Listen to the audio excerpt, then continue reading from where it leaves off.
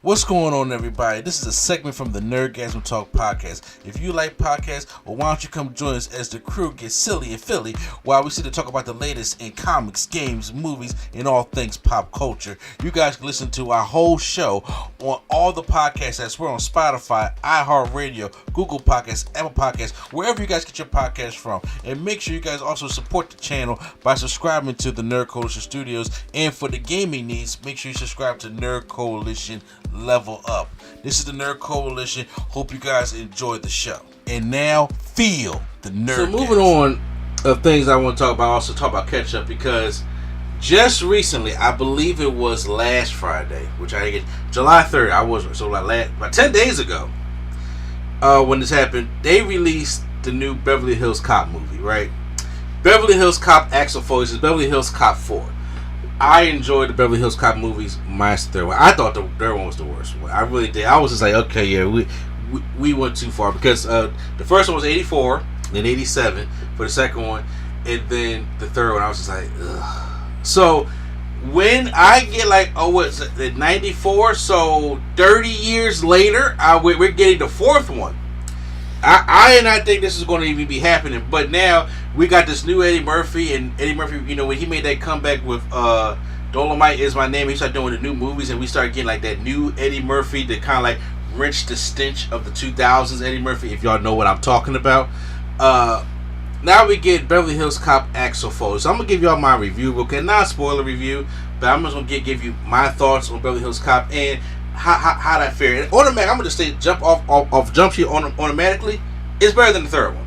I ain't say it's the best Beverly Hills Cop, but I enjoyed this one much better than I enjoyed the third one. And this one is Eddie Murphy is back, but you know what? Also, the crew is back as well, okay? Because not only Eddie Murphy's back, we got John Ashton is back as well.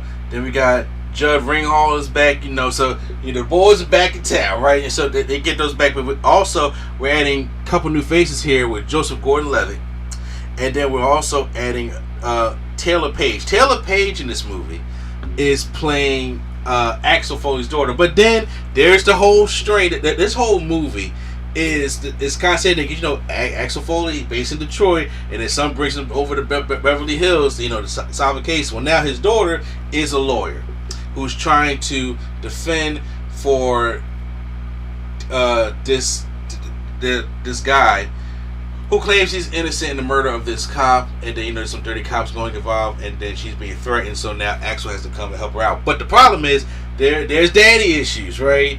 The way Axel has left somebody, there's daddy issues there. So it was the usual dynamic that, you know, she hate him, she can't stand him, she don't want to talk to him, she don't want nothing to do with him, and he's trying to come back and do his Axel Foley type thing, and it's like a buddy cop thing with his daughter as they're trying to mend back their relationship. And it's generic, okay? It is what it is. It's like, it's generic, ain't nothing really special about it. It's like nothing that you have not seen any other strained family relationship in any other movie that we already have. That's just what it is, you know what I'm saying?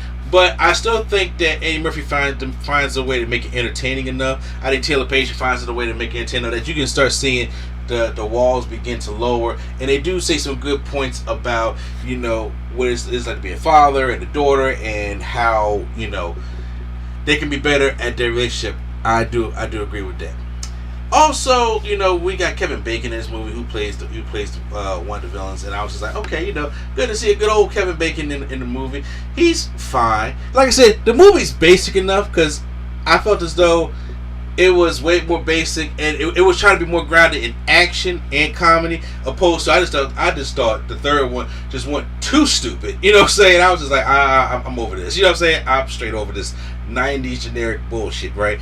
But I do think that it does enough, you know, at least for me, to, you know, when I get like a good amount of action in there. And I love Axel Foley being Axel Foley when he's able to get himself he puts himself in situations, and he's quick on his hands. You know, I like that about Axel Foley, because I was watching it with my son, right? Because he was curious about it, and I was just like, well, you gotta watch at least the first two, right, to understand how Axel Foley works and how this whole thing works.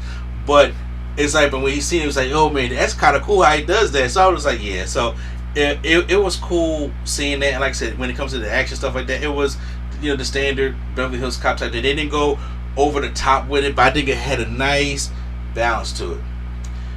If I have to say any of my negatives, to be honest with y'all, it's like it's generic. You know what I'm saying? It is what it is. It ain't nothing. It's not reinventing the wheel. It ain't nothing really new. It ain't nothing like shout out some of that. I think everything is cool. I do enjoy the dynamic because with Joseph Gordon-Levitt and Taylor Page, because they got some history there as well. And then you bring Axel into the mix, so it's like, okay, you know, let's turn this on his head a little bit. And the dynamic between Joseph Gordon-Levitt and Eddie Murphy, I think is actually cool. Also, I don't think I got enough of it though. You know, I think I could use more of it. I don't think I got enough of it to be real like man, you know, that's, you know, because it's like they took Joseph Gordon-Levitt and he was taking a lot of Billy's part. You know, it's like, remember how Billy and Axel was back in that's like the role Joseph Gordon-Levitt is fitting in. But there were just some things I wish, like when it comes to Joseph Gordon-Levitt and Taylor Page and their relationship, I wish they dived in that more.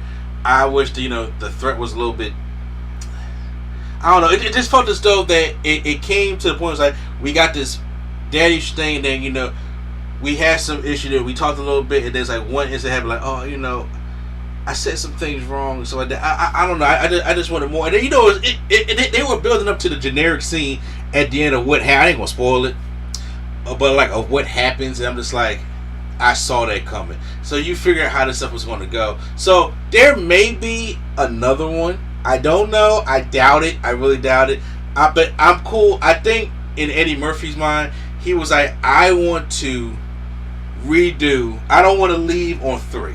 I get that. I do get it. I was like, you know, it's old. You know, it got retired. They do a great way of implementing, you know, today's culture in how it was in the 80s and how those worlds mesh together. I do appreciate that. But once again, it's like, he probably just wanted to get the third one, you know, like wipe that clean by this. Okay, so I can at least have one that's better than the third. I'm not trying to make one that's better than the whole series and the best one ever. If I could just make one better than the third one, I'm cool. I think they accomplished that. So, you know, when it comes to Beverly Hills Cop Axel Foley, I think I'm going to give it a hashtag, give it a chance. That's what it was like that. I think you should. If you have Netflix, go check it out. It's a decent watch. I'll probably put it on for me and my wife to check it out. It's not that long of a movie. It's like just under 2 hours, and you know, it's like 158, an hour and 58 minutes. You got to include for credit. So yeah, it's under 2 hours. So go ahead and check that thing out. So that's how I felt about Axel Foley. I hope you know. If you're watching the YouTube version of this video, you can post down in the comments down below how you guys feel about it.